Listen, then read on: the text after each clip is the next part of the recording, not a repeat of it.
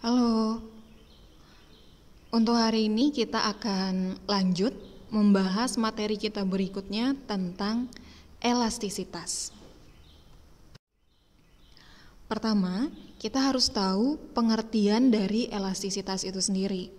Jadi elastisitas adalah sifat suatu benda yang cenderung dapat kembali ke bentuk semula. Elastisitas ini dibagi menjadi dua benda. Yang pertama ada benda elastis, yang kedua ada benda plastis. Benda elastis merupakan benda yang jika dikenakan gaya dapat kembali ke keadaan semula. Contohnya saya berikan dua contoh di sini. Yang pertama ada karet gelang, yang kedua adalah pegas. Nah, jadi ketika karet gelang ataupun pegas ini kita berikan gaya, misalkan kita berikan gaya tarikan, tentu karet gelang dan pegas akan mengalami pertambahan panjang. Namun ketika gaya yang kita berikan dihilangkan, maka karet gelang dan pegas akan kembali ke bentuknya semula atau ke keadaannya semula, sehingga tergolong sebagai benda elastis. Kemudian yang kedua ada benda plastis. Benda plastis merupakan benda yang jika dikenakan gaya tidak dapat kembali ke keadaan semula. Contohnya saya berikan kantong plastik dan slime. Nah, sama halnya dengan yang tadi, ketika kita berikan gaya kepada kantong plastik ataupun slime, misalkan gaya tarikan, tentu kantong plastik dan slime akan mengalami pertambahan panjang. Namun ketika gaya yang kita berikan dihilangkan, kantong plastik dan slime tidak dapat kembali ke bentuknya semula, sehingga disebut dengan benda plastis. Dengan kata lain, benda elastis merupakan kebalikannya dari benda plastis. Nah, pada elastisitas itu terdapat 3 buah besaran yang sangat penting.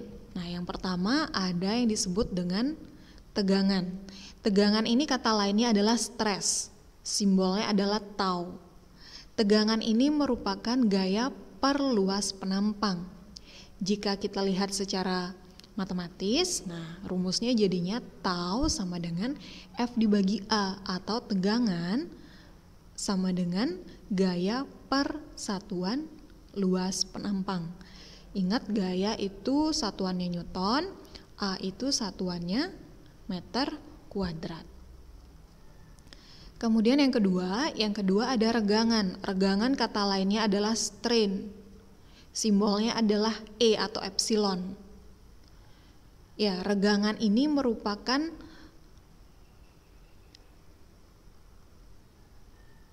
perubahan panjang dari benda. Kalau kita lihat secara matematis, E sama dengan delta L dibagi L0, atau regangan sama dengan pertambahan panjang dibagi dengan panjang awal. Ya, delta L itu adalah pertambahan panjang, L0 adalah panjang awal, di mana keduanya ini memiliki satuan meter. Nah, kemudian yang ketiga ada namanya modulus elastisitas, atau disebut juga dengan modulus Young. Simbolnya adalah Y. Modulus elastisitas ini merupakan perbandingan antara tegangan dan regangan yang dimiliki oleh suatu benda. Secara matematis, Y sama dengan F dikali L0 dibagi A dikali delta L. Ya, ingat F adalah gaya, L0-nya adalah panjang awal, A adalah luas penampang, delta L adalah pertambahan panjang. Nah, kemudian setiap benda elastis itu memiliki batas elastisitas yang kita dapat amati melalui grafik. Nah, grafik ini adalah grafik hubungan antara gaya dan pertambahan panjang. Nah, bisa kalian lihat di sana ya, diperhatikan bersama-sama bahwa setiap benda elastis itu bisa saja berubah menjadi benda plastis atau bahkan menjadi rusak dan patah ketika kita memberikan gaya yang terlalu besar kepada benda itu. Nah, ini kalian bisa lihat bersama ya, ada batas elastisitas sama titik patah. Misalkan saya pakai contohnya adalah karet. Misalkan karet kita berikan gaya tarikan sampai di batas elastisitasnya, sampai di titik B. Artinya karet ini masih menjadi benda elastis. Namun karet yang sudah kalian berikan gaya tersebut, kalian tambahkan gayanya lagi. Karet lama-kelamaan akan berubah menjadi benda plastis. Artinya sudah nggak bisa lagi balik ke keadaan semula. Karet yang sudah menjadi benda plastis ini kalian berikan gaya lagi yang lebih besar, sehingga akan sampai di titik C. Makanya karetnya bisa rusak atau patah ataupun putus.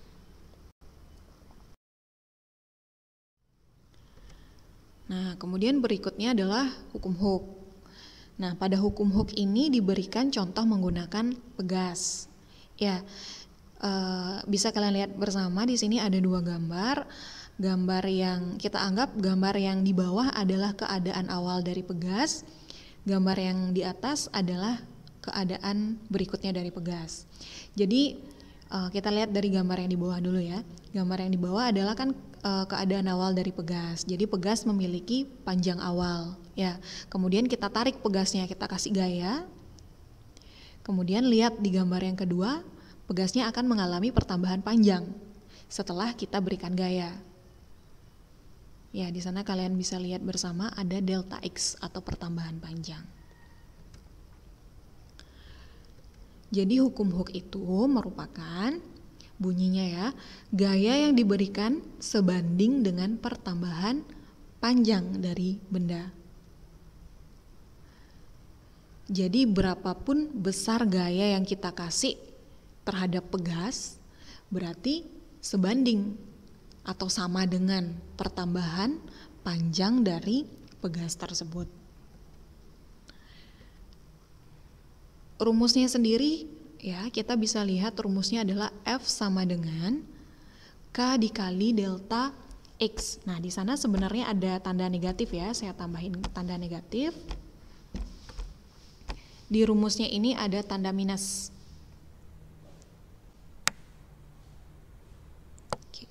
Minus K dikali delta X ya. F-nya adalah gaya, K adalah tetapan pegas atau tetapan gaya, delta X adalah pertambahan panjang.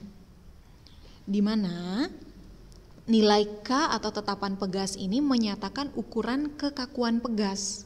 Jadi semakin besar nilai K atau tetapan pegasnya, berarti semakin kaku dia pegasnya.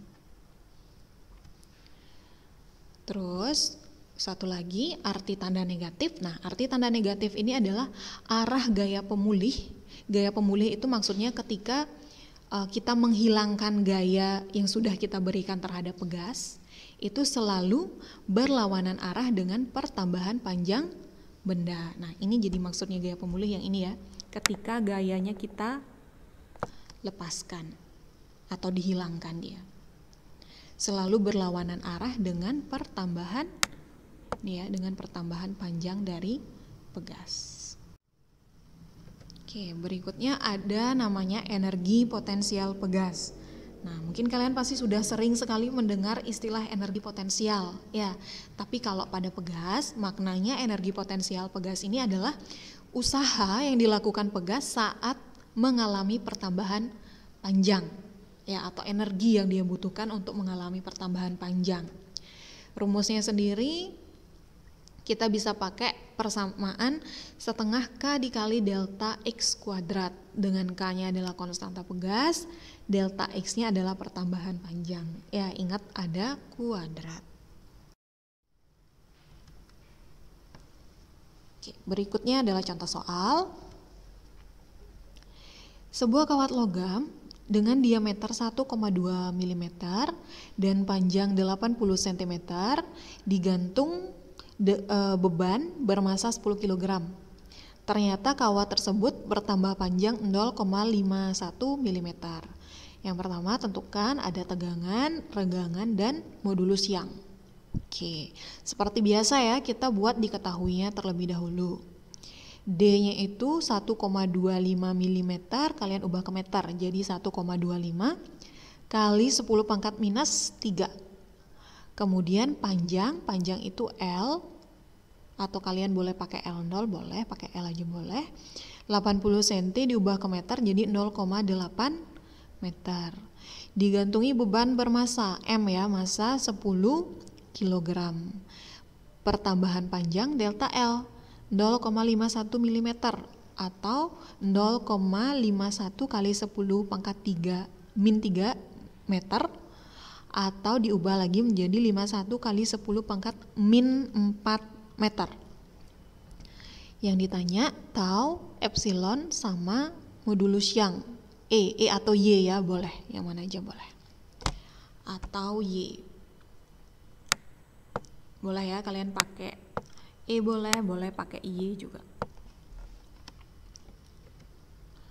Nah, jawab. Oke, rumus tegangan, tinggal kalian pakai langsung rumus tegangan F dibagi A. Nah, karena belum ada gaya, berarti kalian gunakan persamaan massa dikali dengan gravitasi. Gravitasinya pakai 10 meter per sekon kuadrat, sedangkan A-nya, nah di sini kan diketahui diameter tuh. Berarti kalian gunakan luas dari lingkaran, pakai rumus 1/4 pi d kuadrat.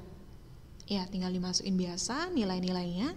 Nah, hasil akhirnya kalian dapat 8,13 kali 10 pangkat 7. Terus untuk yang regangan, gunakan persamaan E sama dengan delta L dibagi L atau delta L dibagi L0, sama ya. Tinggal dimasukin aja data-datanya, dapat hasil 6,375 kali 10 pangkat -4. Regangan itu tidak ada satuannya ya.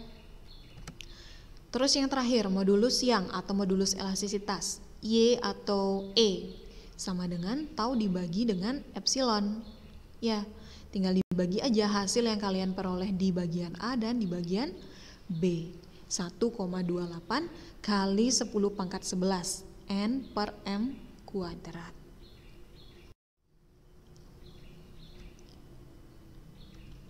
Oke, baik, demikian yang bisa saya jelaskan untuk materi elastisitas.